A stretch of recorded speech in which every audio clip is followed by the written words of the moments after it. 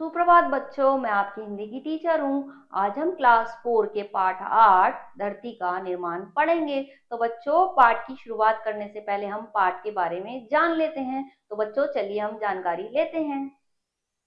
देश के प्रथम प्रधानमंत्री पंडित नेहरू ने अपनी बेटी इंदिरा को पत्र के माध्यम से अनेक उपयोगी जानकारियां दी हैं।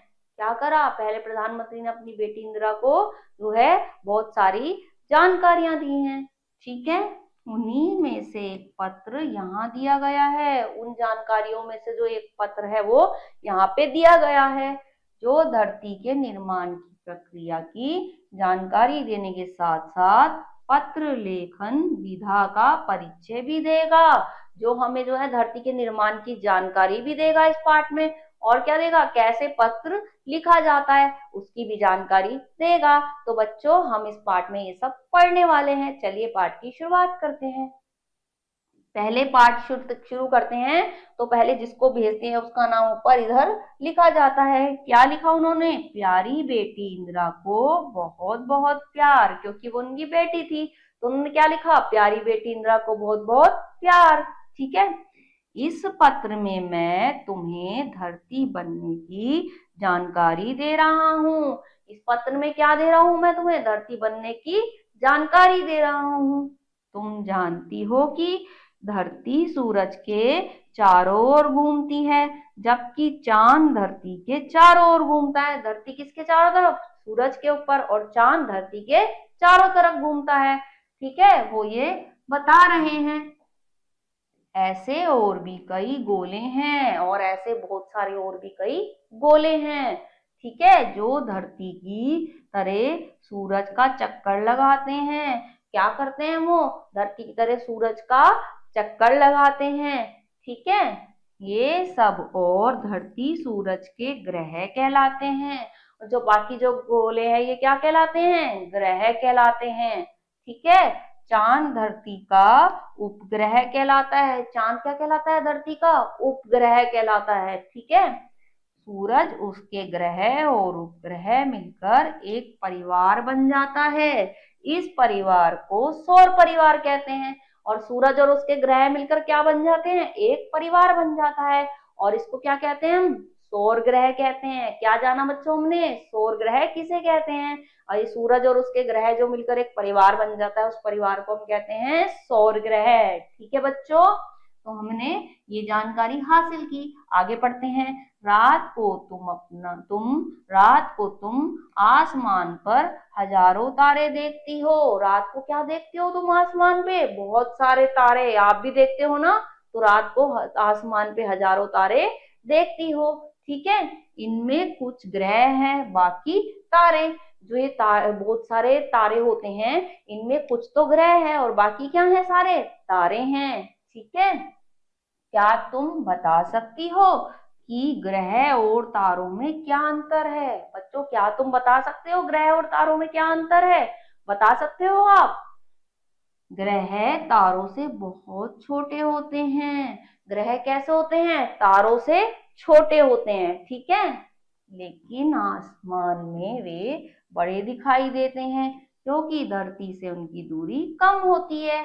आसमान में कैसे दिखाई देते हैं? ये बड़े, क्योंकि इनकी दूरी जो है धरती से कम होती है, थोड़ी होती है। ठीक है, तारों और ग्रह को पहचानने का असली तरीका यह है कि तारे जगमगाते हैं, ग्रह नहीं जगमगाते।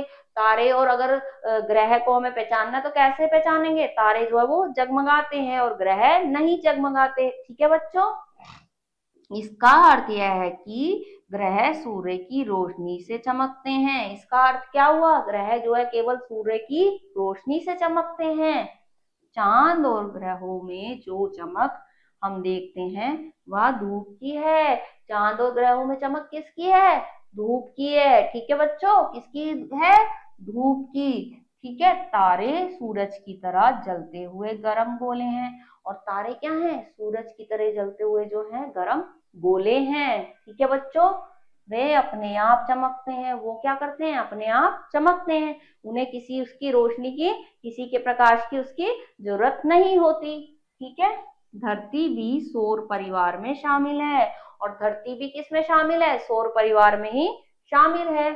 हम समझते हैं कि धरती बहुत बड़ी है। क्या कह रहा है वो, हम समझते हैं कि धरती जो है बहुत बड़ी है। ठीक है बच्चों, अब वो क्या कह रहा है, धरती जो है बहुत बड़ी है, इसके एक भाग के दूसरे भाग तक पहुंचने में हफ्तों और महीनों लग जाते हैं। इसके एक भाग से दूसरे भाग में पहुंचने में क्या लगते हैं, महीनों लग जाते हैं। ठीक है, लेकिन वास्तव में धरती एक धूल के कण की तरह हवा में लटकती हुई है। कैसी है, एक धूल के कण की तरह है हकीकत में। ठीक है, सूरज धरती से करोड़ों किलोमीटर दूर है और दूसरे तारे इससे भी अधिक दूर है। सूरज जो है बहुत दूर है और जो तारे हैं वो इससे भी अधिक दूर है। ठीक है, वो ये इसमें बता रहे हैं। हमारी धरती भी सूरज का ही एक भाग है। हमारी धरती क्या है, सूरज का एक भाग है। ठीक है, जो उसे छोड़कर निकल भागी थी, जो उसे छोड़कर निकल भागी थी। ठीक है, उस समय धरती बहुत गर्म थी। उस समय क्या थी, धरती बहुत गर्म थी। इस पर कोई भी सजीव वस्तु जैसे आदमी, जानवर और पेड़ पौधे नहीं थे। इस पे कोई भी ऐसी वस्तु नहीं थी जिसमें जान थी, सजीव वस्तु कोई भी नहीं थी। जैसे सूरज से बिछुड़कर उसका एक टुकड़ा धरती हो गया, उसी तरह धरती का एक टुकड़ा हवा के साथ उसी तरह हवा का एक टुकड़ा जो है हवा के साथ जो है निकल भाग और चांद हो गया। जैसे जो है सूरज का एक टुकड़ा जो है अलग होकर धरती हो गया, वैसे ही धरती का एक टुकड़ा निकल के क्या हो गया, हवा के साथ मिलकर क्या हो गया बच्चों, चांद हो गया। यानी सूरज का एक टुकड़ा धरती हो गया और धरती का एक टुकड़ा जो निकल के वो है चांद हो गया। ठीक है बच्चों, लोगों का ऐसा विचार है कि चांद के निकल भागने से धरती में गड्ढा हुआ। लोग ऐसा सोचते हैं कि चांद के निकलने से जो है वो धरती में गड्ढा हो गया। ठीक है, वहीं अब अमेरिका और जापान के बीच का प्रशांत महासागर है। वहां क्या है, तो प्रशांत महासागर है। ठीक है, तो वो किसके बीच में है, अमेरिका और जापान के बीच में। धरती को ठंडा होने में बहुत समय लगा। धरती को ठंडा होने में तब बहुत ज्यादा समय लगा था। ठीक है बच्चों, धरती की ऊपरी सतह को काफी ठंडी हो गई। धरती की ऊपरी सतह तो काफी ठंडी हो गई थी, ऊपर की सतह जो है वो काफी ठंडी हो गई थी, लेकिन इसका भीतरी भाग गर्म बना रहा। लेकिन इसका अंदर का भाग जो है वो कैसा रहा, गर्म बना रहा।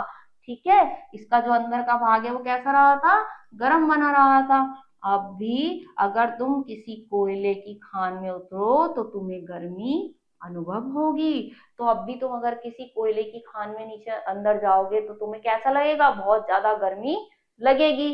ठीक है, अगर तुम बहुत दूर नीचे चली जाओ तो धरती अंगारे की तरह गर्म लगेगी। अगर तुम बहुत ज्यादा नीचे चले जाओगे तो धरती कैसी लगेगी, अंगारे की तरह गर्म लगेगी। ऐसे लगेगा जैसे बहुत आग के गोले निकल रहे हो। ठीक है, धरती की तरह चांद भी धीरे धीरे ठंडा हो गया और धरती की तरह बाद में चांद भी क्या हुआ, धीरे धीरे ठंडा होता चला गया। चांद की ठंडक कितनी प्यारी लगती है। चांद की ठंडक कैसी लगती है, बहुत प्यारी लगती है ना बच्चों। रात को जब चांद की ठंडा ठंडी चांद की हवा, चांद से जो है हवा होती है ठंडी ठंडी वो होती है तो हमें बहुत प्यारी लगती है।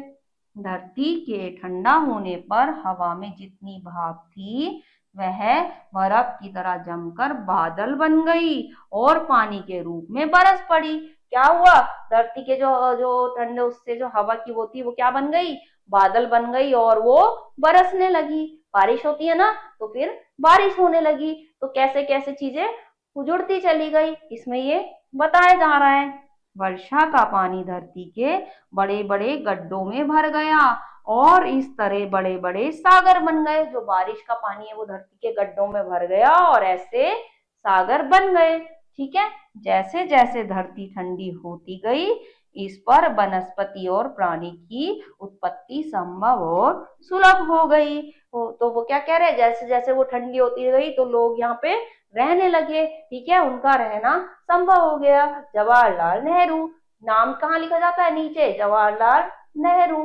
तो बच्चों किस तरह से उन्होंने बताया कि धरती का निर्माण कैसे हुआ, कैसे जो है सूरज से उसका टुकड़ा अलग हुआ और धरती बनी, और धरती का टुकड़ा अलग हुआ तो चांद बना। तो कैसे धीरे धीरे धरती ठंडी हुई और फिर उस पर लोग रहने लगे। किसने बताया? जवाहरलाल नेहरू ने अपनी बेटी इंदिरा को। तो हमने ये भी जाना कि धरती का निर्माण कैसे हुआ, और हमने ये भी जाना कि पत्र कैसे लिखा जाता है। तो बच्चों, इस पाठ को दोबारा पढ़िएगा, ठीक है? अगले पाठ में कुछ और पढ़ेंगे, तब तक के लिए अपना ख्याल रखिए। ओके।